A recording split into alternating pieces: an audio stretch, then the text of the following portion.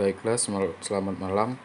Di sini saya akan menjelaskan tata cara pembuatan laporan K3.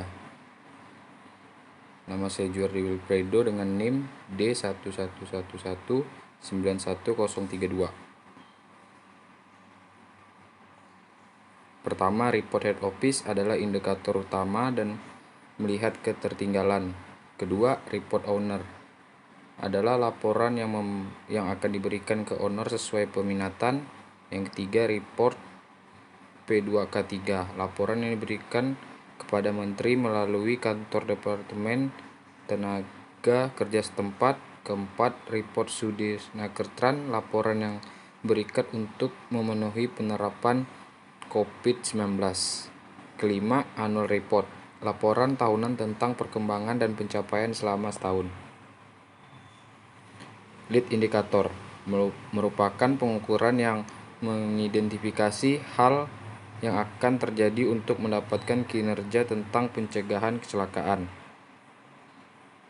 Safety Indication Implementation, laporan pekerja baru. Golden Rules Implementation, laporan terkait pelanggaran pekerja. C dan Permit to Work Implementation, buku mengendalikan bahaya kerja. Report JSA, melaporkan kepada manajemen tentang implementasi di lapangan. Report Toolbox Meeting, pelaksanaan Toolbox Meeting. Report PG Test, laporan pelaksanaan PG Test oleh pekerja berisiko tinggi. C Daily Inspection, laporan tiap bulan dari pelaksanaan inspection. Green Card, laporan bahaya setiap bulan.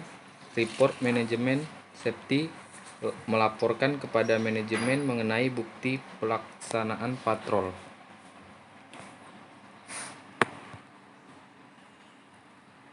Report Progress, bukti melaksanakan meeting.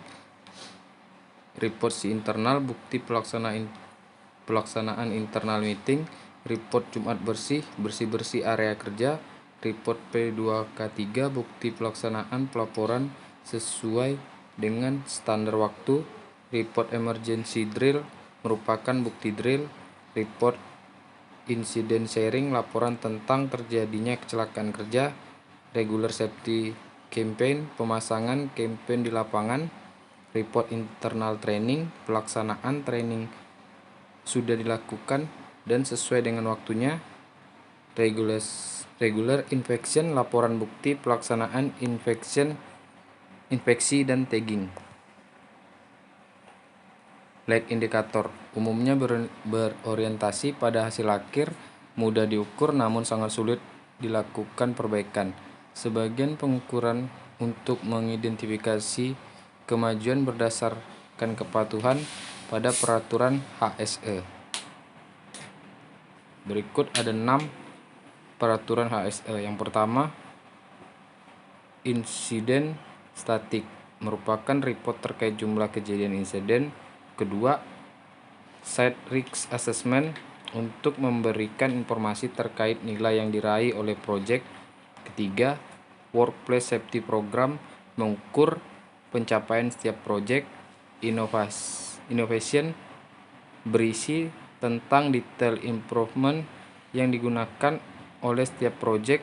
5. Service level agreement report, berisikan statik pencapaian pada periode bulan tertentu. 6. Summary lag indicator achievement, rangkuman pencapaian lag indicator.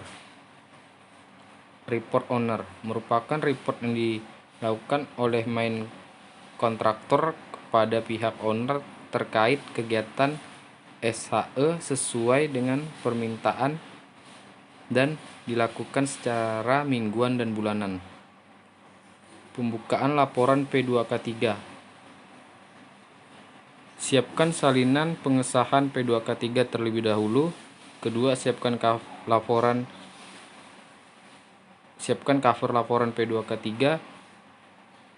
3. Di bagian kepala laporan KOP diisi nama organisasi, alamat, serta bagian lain yang diperlukan. Di bagian A, data umum diisi dengan profil organisasi sesuai data yang diminta.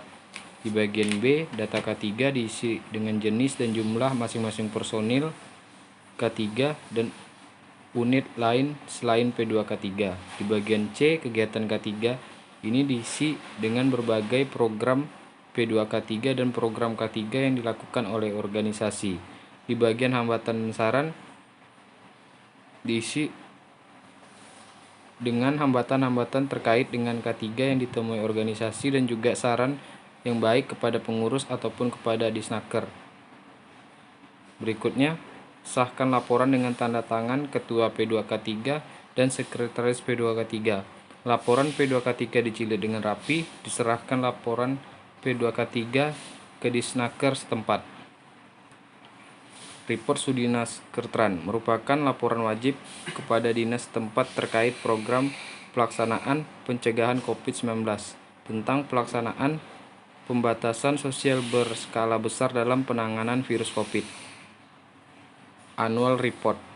Laporan tahunan adalah laporan yang berisi ringkasan keuangan dan aktivitas perusahaan dalam periode 1 tahun. Di dalamnya terdapat analisis manajemen mengenai kondisi keuangan perusahaan serta rencana perusahaan di masa depan. Laporan tahunan biasanya disiapkan untuk pihak eksternal seperti investor, regulator, atau pihak-pihak yang berkepentingan. Tujuan annual report: pertama, informasi pencapaian perusahaan dalam waktu 1 bulan.